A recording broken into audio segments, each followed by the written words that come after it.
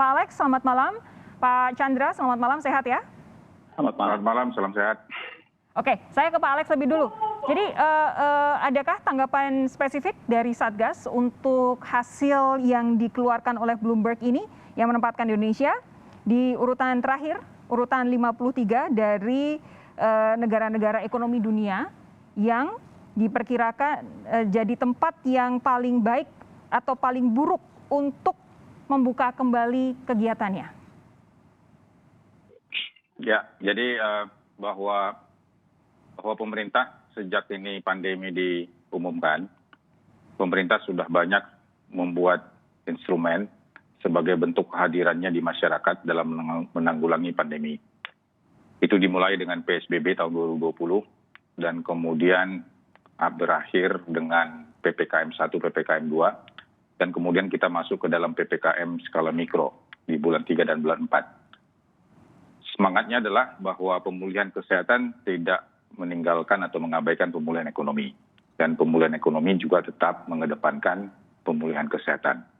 Dan kita lihat di bulan 3 dan bulan 4 terjadi pelandaian kasus dan kemudian ini terus sampai akhirnya di bulan 5 terjadi kenaikan kasus baik di Sumatera maupun di Jawa oleh karena pergerakan orang dan kemudian juga oleh karena kegiatan libur keagamaan yang cukup panjang, sehingga akhirnya puncaknya di bulan 7. Dan PPKM skala mikro ini juga direspons akhirnya dengan dilakukan PPKM darurat. Ini yang dilaksanakan dari 3 sampai 20 Juli, dan kemudian ini dimodifikasi dengan PPKM level 4. Dan kemudian ini diperpanjang lagi sampai tanggal 2 Agustus. Dan kalau kita lihat bahwa semua ini adalah karena pemerintah memperhatikan bahwa sektor esensial dan sektor kritikal itu harus tetap hidup. Karena kendati pun kita memang fokus di dalam penyelamatan keselamatan warga, tapi ekonomi itu tetap harus menjadi perhatian kita, karena masyarakat itu harus makan dan minum. Sehingga kalau kita lihat sekarang ini bahwa walaupun terjadi pembatasan-pembatasan, tetapi kehidupan di daerah pedesaan, perkotaan, dan di lapisan masyarakat bawah, itu sudah disikapi pemerintah dengan melaksanakan berbagai bantuan-bantuan. Bantuan tunai langsung, bantuan kesejahteraan keluarga, dan sebagainya. Dan kita harapkan itu mencapai tepat sasaran, sehingga dengan demikian secara fundamental ekonomi yang ada di lapisan bawah itu tetap bergulir. Pak Alex. Dan kemudian pemerintah juga akan memperhatikan juga dengan pelandaian parameter epidemiologi yang ada, walaupun misalnya kasus kematian masih cukup tinggi karena di atas 1.000. Pak Alex, begini, ini kan penanganan pandemi Indonesia saat ini jadi sorotan dunia. Dari data yang dikeluarkan Johns Hopkins University, saat ini kematian per kapita di Indonesia akibat COVID-19 itu sudah lebih tinggi dibandingkan Brasil. Padahal Brasil yang kita tahu kemarin juga salah satu negara paling parah menghadapi COVID-19. Nah, ini kan dampaknya juga bisa berdampak pada kepercayaan publik, baik itu publik dalam negeri maupun dunia internasional. Padahal kepercayaan itu dibutuhkan oleh pemerintah, baik untuk menyukseskan kebijakan di dalam negeri maupun kemudian membuka kembali ekonomi bersama mitra-mitra dari luar negeri. Apa yang bisa disampaikan soal ini? Ya, yang perlu kita sampaikan juga bahwa recovery rate kita cukup tinggi. Dan banyak yang terinfeksi, tapi tidak semuanya harus masuk rumah sakit. Dan kita lihat bahwa mereka yang positif dan tidak bergejala itu cukup mendominasi mereka yang isolasi mandiri. Persoalan kenapa ada angka kematian itu adalah karena mereka termasuk populasi rentan. Dan kedua, termasuk komorbid dan usia lanjut. Justru ini mungkin sektor yang harus memang kita fokus untuk menyisir mereka yang di kelompok populasi rentan, dan kemudian memperbaiki isolasi mandiri dengan mengajak mereka masuk ke isolasi terpusat. Dan pemerintah dengan cepat telah merespons ini untuk menyiapkan isolasi-isolasi yang terpusat, sehingga dengan demikian mereka yang kelompok populasi rentan bisa direspons dengan pendampingan. Sehingga dengan pendampingan yang lebih cepat terarah, kita harapkan mereka tidak akan jatuh ke rumah sakit. Ini mungkin salah satu kunci untuk menurunkan angka kematian. Pak Chandra, saya ingin dapat tanggapan Anda dari semua hal yang disampaikan oleh Pak Alex baru saja.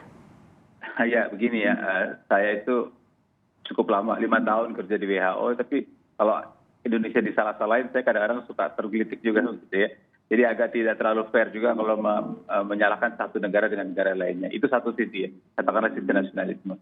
Tapi di sisi lain memang situasi kita masih belum begitu bagus atau belum bagus lah. Kalau mau melihat situasi secara makro, begitu bukan secara makro, secara jelas, maka selalu dilihat dari dua sisi. Satu dari berapa besar penularan di masyarakat, itu satu sisi. Sisi yang lain berapa bisa respon pelayanan kesehatan. Gitu ya. Tadi kita dengar ada dua gubernur dan wakil gubernur yang dua-duanya menceritakan tentang baiknya respon pelayanan kesehatan. Artinya membaik dengan sangat jelas. Saya kira kita sudah pernah bahas juga, memang jelas 2-3 minggu lalu tidak bisa, sulit sekali mencari tempat tidur, sekarang tempat tidur sudah bisa dilakukan dengan baik. Jadi dari kacamata pelayanan kesehatan memang sudah baik. Kita tahu bahwa menetapkan level 1, 2, 3, 4, kalau versi WHO ya, versi WHO versi 14 Juni itu menggabungkan 7 pelayanan masyarakat, 7 penularan di masyarakat dengan 3 pelayanan kesehatan. Pelayanan kesehatan 3 itu adequate, moderate, sama limited. Jadi pada awal-awal jelas kita limited ya. Mungkin di sebagian daerah sekarang sudah moderate, walaupun di luar Jawa kita dengar ada masalah baru lagi. Tetapi yang penularan di masyarakat itu masih bermasalah sampai sekarang. Ya.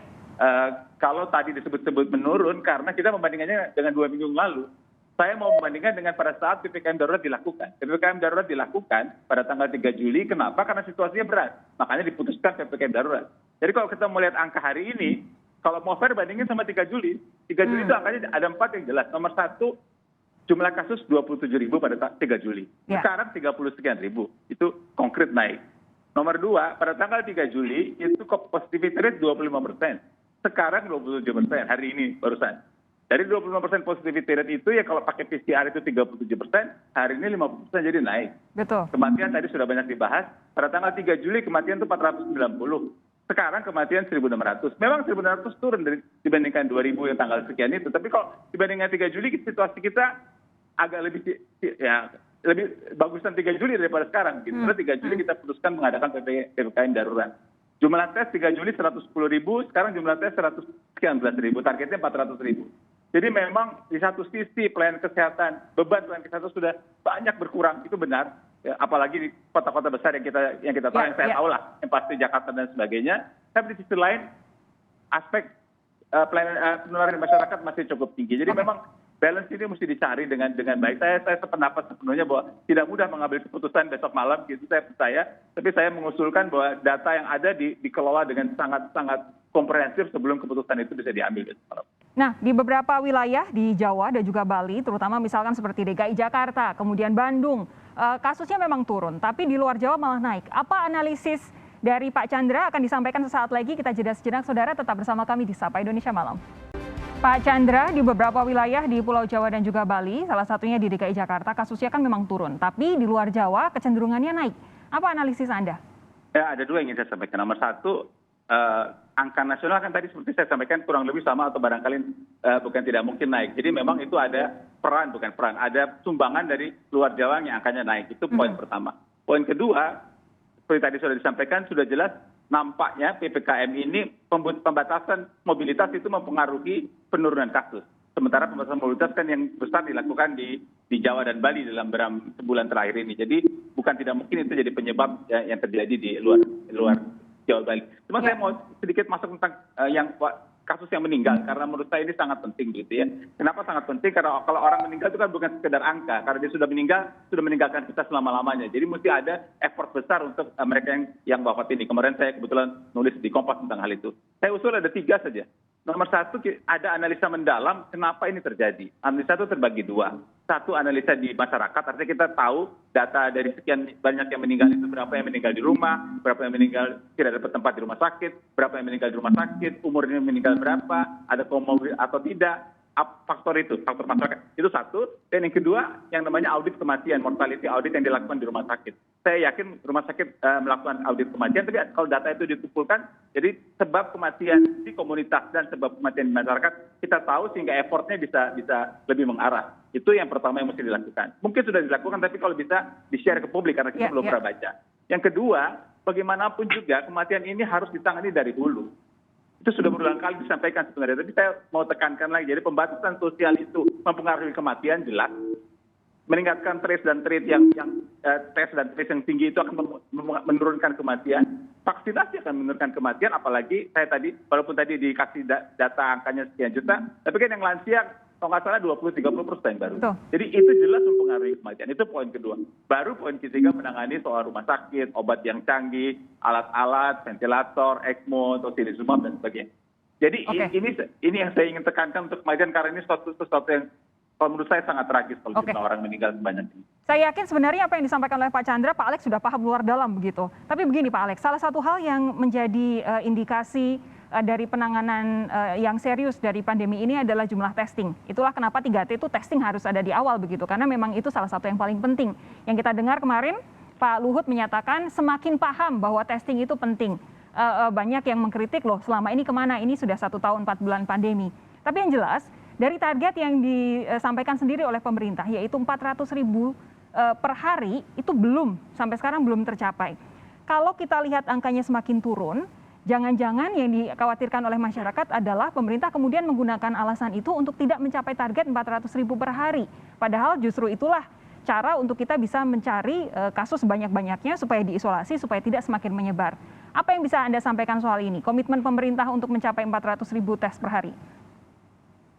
Ya baik, jadi mengenai testing ini atau disebut dengan pelacakan kontak ataupun kontak tracing ini sudah menjadi agenda rapat dari berbagai waktu, dari beberapa bulan yang lalu, baik di rapat koordinasi di Satgas ataupun di Menko Perekonomian ataupun di Menko Marves. Dan semua ini sudah menjadi komitmen pemerintah agar Satgas kontak tracing ini ditingkatkan. Dan ini harus hadir di desa dan di kelurahan. Dan upaya ini sekarang terus berlangsung dan ini semua ditempatkan dengan menghidupkan posko PPKM. Jadi posko PPKM di tingkat desa dan kelurahan ini merupakan basis di mana Satgas tracing nanti akan bekerja. Dan ada yang menggunakan aplikasi Silacak ataupun juga menggunakan aplikasi Inaris, dan ada juga model yang menggunakan tracing lapangan. Dan semua ini didukung oleh kehadiran Babinsa dan Babin Kaptipmas dan berbagai relawan yang ada. Tentu memang dinamika di lapangan berbeda-beda sesuai dengan daerahnya, apakah di kabupaten dan kota. Tetapi kalau kita lihat di DKI ataupun di Jawa, ini sudah mulai bergerak untuk melaksanakan kontak tracing tersebut. Dan kalau kita lihat juga di Mendagri, mulai dari di Mendagri nomor 23, 24, 25 sampai dengan 26 ini, bahwa di situ diperintahkan kepada bupati dan wali kota dan gubernur untuk bisa meningkatkan kontak tracing tersebut. Karena itu salah satu cara untuk bisa memisahkan mana yang kasus terkonfirmasi, mana yang kontak erat, mana yang bergejala. Dan ujungnya adalah agar mereka bisa isolasi mandiri ataupun isolasi terpusat. Jadi dengan demikian kita bisa menghentikan penularan dan bagi mereka yang sakit bisa dilakukan pengelolaan dengan sebaik-baiknya. Oke, yang jelas kami tentu berharap bahwa ada kenaikan jumlah testing walaupun secara nasional jumlah kasus berkurang. Kami harap tidak menjadi alasan pemerintah untuk tidak mencapai target yang dipatoknya sendiri. Pak Alex, terima kasih. Pak Chandra, terima kasih sudah bergabung malam hari ini. Sehat terus, jumpa lagi lain waktu.